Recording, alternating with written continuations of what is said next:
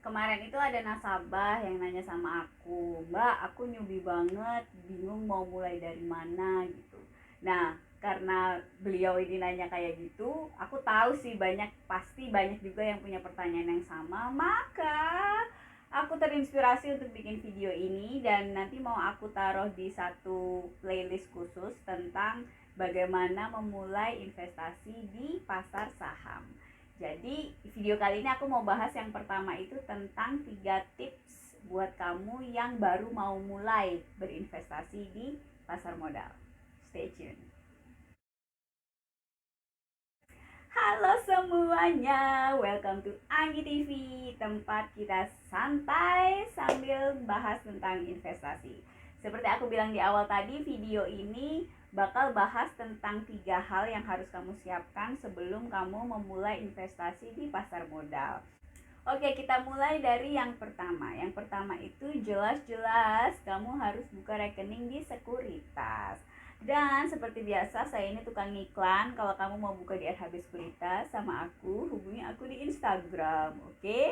Nah, biasanya kalau kamu udah buka rekening di sekuritas itu, kamu jadi lebih semangat nih untuk belajar investasi karena akan sangat berbeda orang yang baru mau katanya berminat untuk mulai investasi dengan kalau kamu udah punya nih, punya akun login, itu biasanya rasanya beda, kamu jadi lebih penasaran untuk mulai.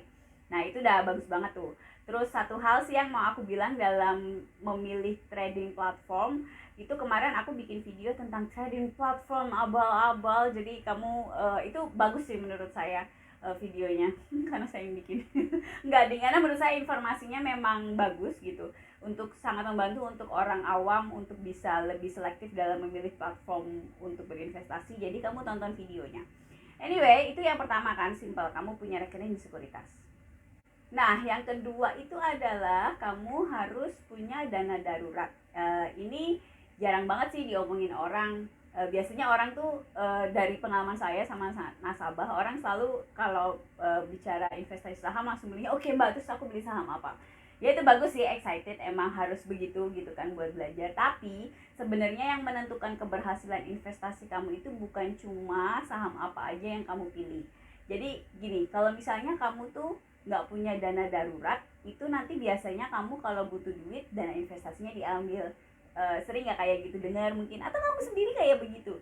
Jadi gini, kita bahas satu-satu ya. Dana darurat itu adalah dana yang harus kamu siapkan sebagai dana darurat. Namanya juga dana darurat. Intinya kalau kamu butuh duit yang di luar kebiasaan bulanan, itu kamu pakai uang itu bentuknya kayak tabungan lah bahasa kerennya. Tapi biasanya kalau tabungan itu kan nggak ada namanya, cuma yang ya sisihin aja lah, orang tuh harus nabung. Itu biasanya kalau saya pribadi kalau cuma diomongin kayak gitu tuh nggak apa ya, nggak connect gitu kepalanya, karena ya udahlah, nanti juga dapet duit lagi, ngapain juga nabung gitu kan. Apalagi misalnya pekerjaan kamu cukup stabil gitu, biasanya orang jadi pikirannya begitu. Tapi biar aku jelasin, dana darurat itu sangat penting supaya kalau ada apa-apa kamu itu, satu, tidak terjerat hutang, terus kedua, kamu bisa investasi. Kalau kamu punya dana darurat, investasi kamu itu bisa berkembang, karena kalau kamu butuh, yang kamu ambil itu bukan uang investasi kamu tapi uang dana darurat kamu. Biasanya sih yang aku baca berdasarkan rekomendasi banyak orang, yaitu biasanya dana darurat itu 3 sampai 6 bulan kebutuhan kita setiap bulan. Jadi gampangnya, misalnya setiap bulan kamu untuk hidup normal sebagai manusia waras itu bisa kamu butuh 5 juta gitu misalnya. Berarti kalau kamu mau nabung 3 bulan untuk dana darurat, berarti kamu harus punya hold steady di rekening 15 juta. Kalau 6 bulan ya itu dikali, berarti 30 juta. Simpelnya sih kayak gitu. Nah, dana darurat itu kamu simpen, ini tips ya, Kamu jangan simpen dana darurat itu di rekening yang setiap hari ATM-nya kamu bawa-bawa ada di dompet. Karena pasti, percaya saya, akan terjadi sebuah tragedi. Kamu salah ngasih ATM atau mendengar bisikan setan belanja gitu ya, atau bisikan teman. Kalau di kantor kan gitu tuh biasa, beli ini, lucu lucu lucu, ikut dong gitu. Biasanya hal-hal seperti itu, yang salah tuh bukan bertemannya, tapi kitanya yang nggak mengantisipasi hal-hal yang tidak diinginkan begitu. Biasanya setiap bulan akhirnya kita berakhir dengan kok, atau malah belum gajian kok duit gue udah habis ya gitu. Itu biasanya karena lose kontrol jadi begitu.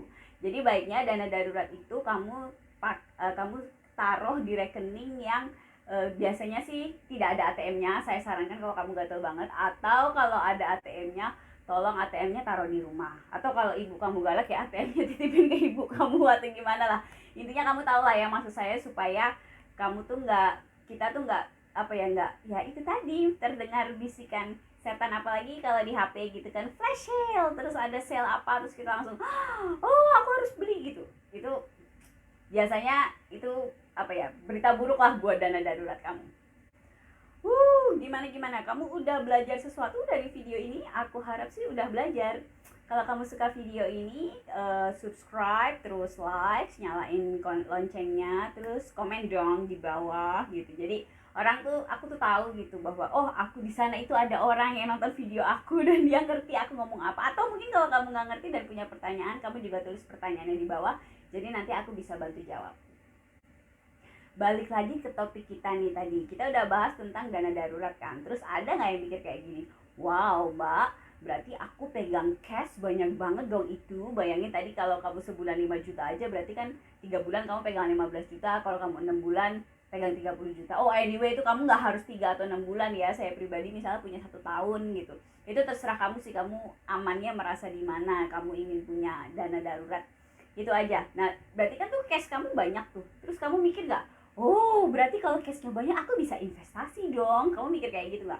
Wow, sebelum kamu memasukkan dana darurat kamu ke investasi kamu, tolong tonton video ini sampai akhir, sebarkan ke teman-teman kamu. Jadi guys, kalau kamu mau investasi, itu kan sering dibilang gini ya, pakailah uang dingin, jangan pakai uang dapur, jangan pakai SPP anak, apalagi pakai pinjaman online. Ingat gak kemarin tuh banyak yang heboh, orang tiba-tiba punya pakai pinjaman online, terus terbawa pom-pom saham, dan ya kamu udah familiar lah ya, kalau nggak googling aja tuh banyak ceritanya. Sebelum itu terjadi sama kamu, mengancam keamanan dompet dan rekening kamu, dengarkan saya. Tolong ya, jadi kalau investasi itu, dana darurat itu adalah dana darurat. Jadi kamu taruh di, yaitu tadi rekening yang ATM-nya kamu titipin sama ibumu yang galak, atau kamu taruh kulkas, kamu bekuin atau apalah terserah. Nah itu adalah dana darurat, biarin aja dia di situ gitu. Nah untuk investasi gimana dong Mbak? Untuk investasi kamu ngumpulin duit lagi dong buat investasi setiap bulan gitu loh. Jadi kalau ada apa-apa dengan investasi kamu, karena kan pasti kebanyakan yang nonton video ini newbie lah ya. Jadi kalau awal investasi pasti akan ada uang belajar, itu nggak bisa dihindari sih menurut saya, pasti akan terjadi kerugian. Nah kalau terjadi kerugian itu kamu nggak panik. Kenapa kamu nggak panik ya? Tentunya sebel sih, sebel lah ya, semua orang kan sebel kehilangan uang, tapi beda dengan panik.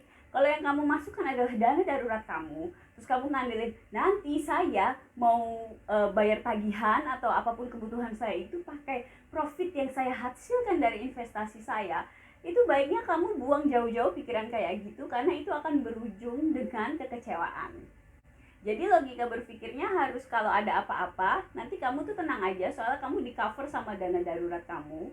Nah, investasi kamu itu adalah uang yang kamu taruh di situ karena kamu tidak butuh. Balik lagi, namanya uang dingin. Jadi definisi saya uang dingin tuh begitu ya. Uang dinginnya tuh bukan uang si dana darurat itu. Dana darurat itu bukan uang dingin menurut saya. Itu adalah dana darurat yang kalau ada apa-apa nanti saya akses gitu.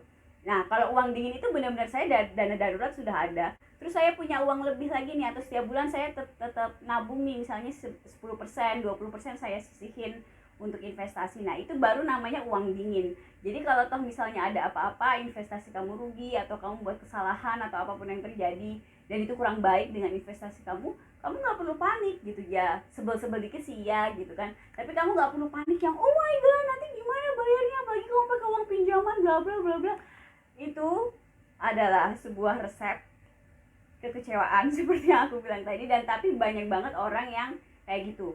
Bahkan itu tadi kan yang saya bilang, ada yang pinjaman online dan segala macam, bahkan orang ada yang berani kayak gambling gitu ya. Itu kenapa kadang guys investasi itu dibilang gambling, kayak orang judi, karena cara pendekatan kita ke investasi itu salah. Kita berinvestasi kayak yang high risk high return gitu kan, kita ambil resiko sebesar-besarnya supaya kita untung sebesar-besarnya, maka jualah rumah kamu, duitnya kamu masukin ke bursa biar nanti kamu punya 2 rumah gitu.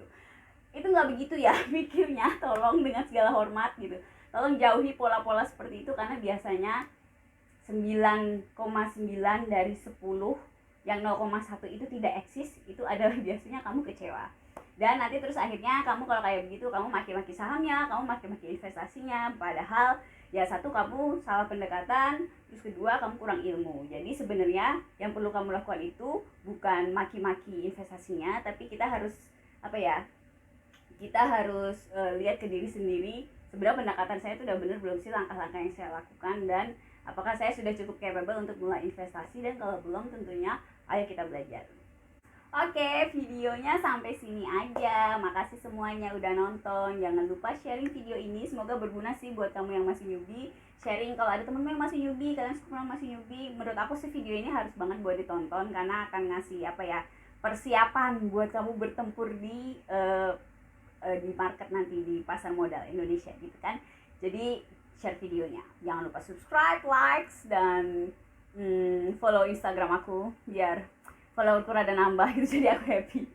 Oke semuanya, kalau ada pertanyaan bisa komen di bawah, atau kalau kamu mau konsul pribadi, IG aku selalu terbuka, kamu boleh DM, tapi jangan DM yang aneh-aneh, nanti aku blok. Kalau DM pertanyaan biasa pasti nanti aku jawab gitu ya. Oke semuanya, ciao.